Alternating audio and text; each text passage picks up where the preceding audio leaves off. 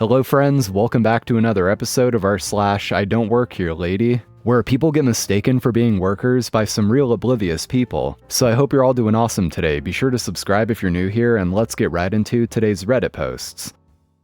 Restaurant customer flags down a non-employee to take their order. He takes their money and leaves.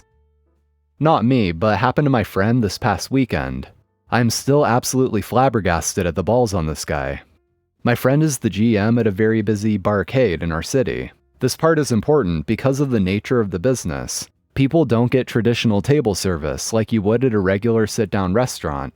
People are constantly moving around to play games, and when they need food, will generally go to the bar, order/get a number, and a server will find them at the Miss Pac-Man or whatever and drop it off. A woman comes up to my friend and says she ordered food a long time ago and nothing has come out yet. My friend looks at the computer, sees no pending food orders, asks around to all the bartenders/servers who said they hadn't taken any orders from this woman. She brings in the woman's food but is now obsessed about getting to the bottom of it. She asks the woman what the guy was wearing/did he have a bar apron on. She says no, and my friend informs her that the only FOH people not in aprons are herself and the door guy. The door guy did not take this food order. She goes back to the office to review the cameras to see if she can figure out what happened. And guess what? This woman flagged down a guy she thought was an employee, asked if he could take their order, and the guy said, "Sure." He then proceeds to quote them a random amount of money, takes their cash, and leaves.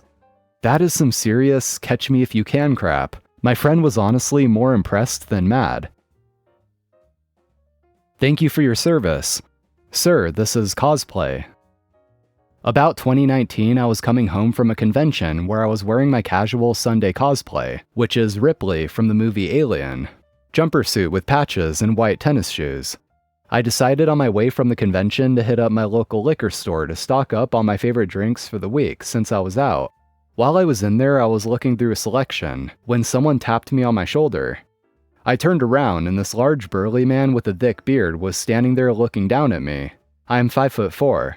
Before I could ask him what's up, he threw his arms up and saluted me while pronouncing loudly, "Thank you for your service."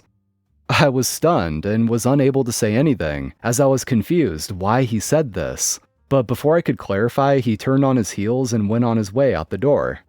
As he was leaving, it dawned on me of two things. One, I was wearing a jumper suit that looked very much like one in the Air Force. Two, there was an Air Force training facility on the outskirts of town. I was still shocked by the encounter as I brought up my drinks, and the attendant laughed and said, "Would you like your military discount?" He recognized the patches as being from Alien. I laughed at that and then left after buying my booze. My dad, who is an Air Force veteran, laughs every time at the story and says that I need to wear it more often for those reactions. I may not work here, Karen, but I'll still drag your ass out. I was in the military for a few years, and being in the military, you deal with quite a few, how do I say this nicely, special supervisors. Well, this story is about the special wife of a special supervisor, not my supervisor. It was a Tuesday, my day off, as I had worked a weekend shift, and I went to the store on base to buy a new Xbox One that had just come out at the time. Obviously, I couldn't just buy the Xbox, I also had to get another controller, headset, and the game I wanted to play.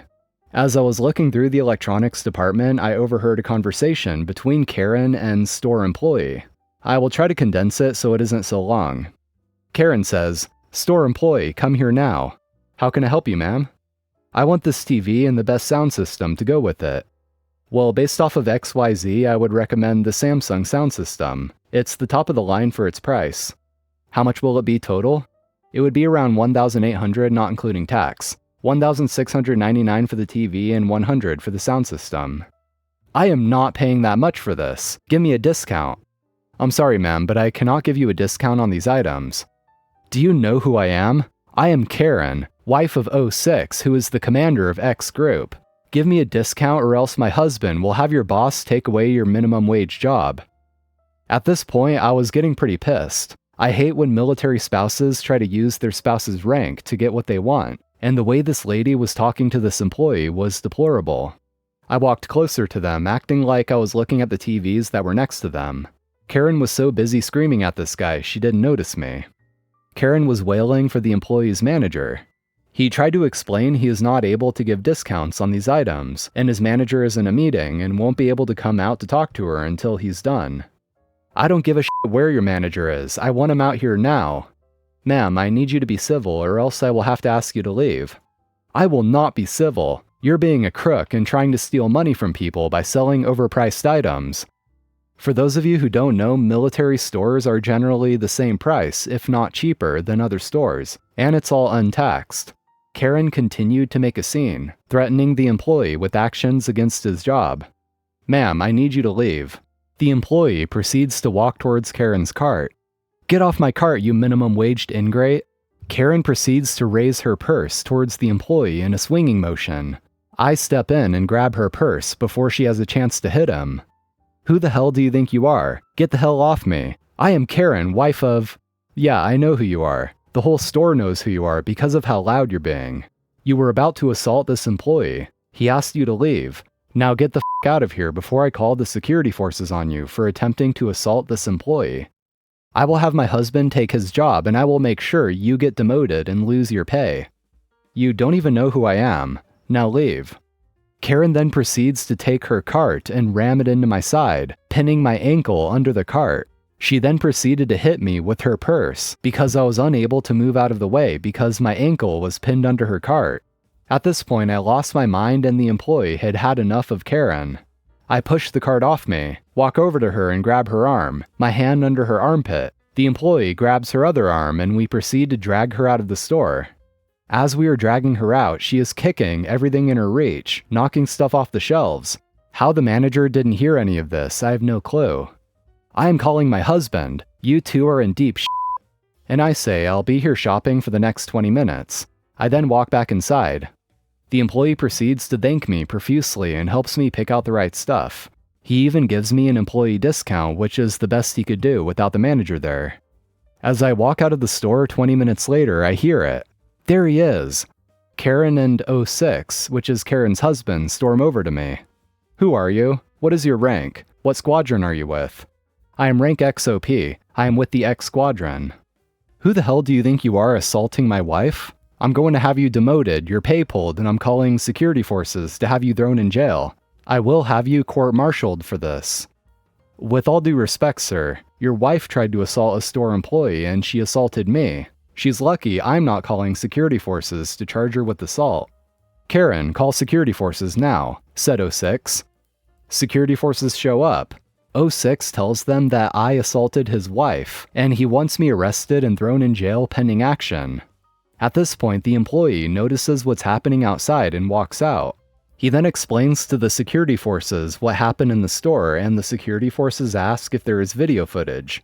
Sure is. He takes them back to the audio room, purposefully taking them through the carnage that Karen caused, and showed them the tapes. The security forces walk back out. Sorry, 06, but the story the employee and OP told checks out. Your wife assaulted them and destroyed store merchandise. And 06 says, I'm calling your commander, OP, and I'm going to tell him everything. I am going to make sure he knows how you talked to me and disrespected an officer. I will personally ensure that you get an Article 15. No, he will not. A mysterious voice says. 06 turns around and sees the base commander standing there with his entourage. Apparently, the base commander was the one in the meeting with the store manager. They were discussing a future influx of personnel due to a unit being added to the base. He was about to walk out of the store when he heard the commotion. He stood there for a good 45 minutes to an hour listening to what was happening before he made his move. Base commander says, 06, I want you in my office in 30 minutes, in your dress uniform. 06 and Karen walk off. Base commander turns to me. I'm sorry, rank XOP. I'll make sure to inform your commander about what happened. 06 was removed from his position as X-Group commander for his and his wife's conduct. Apparently, he had done other things in the recent past that also put him in hot water, but this was the straw that broke the camel's back. Him and his wife were reassigned to a different base. The last I heard is that he was not allowed back into a leadership position and was stripped 2 ranks.